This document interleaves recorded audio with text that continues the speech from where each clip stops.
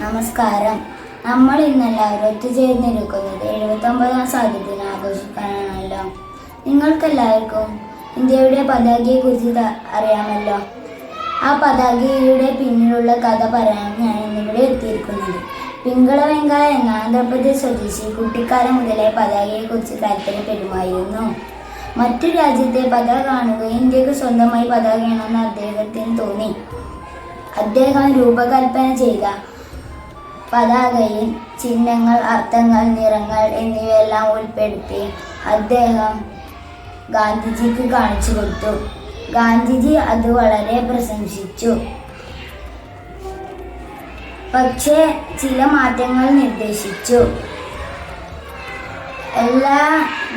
എല്ലാ മതങ്ങളുടെയും വിവിധ നിറങ്ങളായി അശോകചക്രം. നിങ്ങൾക്കെല്ലാവർക്കും പതാകയുടെ കളർ നിറങ്ങൾ അറിയാമോ?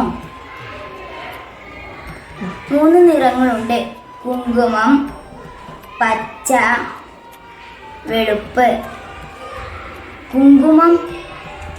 കുങ്കുമ നിറം ധൈര്യവും ത്യാഗവുമാണ് സൂചിപ്പിക്കുന്നത്. വെളുപ്പ് സത്യവും സമാധാനവും. പച്ച പുരോഗതിയും ശാന്തിയുമാണ് സൂചിപ്പിക്കുന്നത്. ഈ പതാക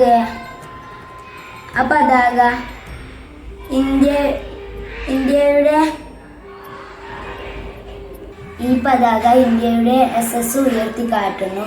1947 ആഗസ്റ്റ് 15 ഇന്ത്യൻ പ്രധാനമന്ത്രി ജവഹർലാൽ നെഹ്റു ചെങ്കോട്ടയിൽ പതാക ഉയർത്തി.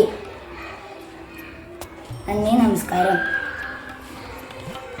എല്ലാവർക്കും സ്വാതന്ത്ര്യ ആശംസകൾ.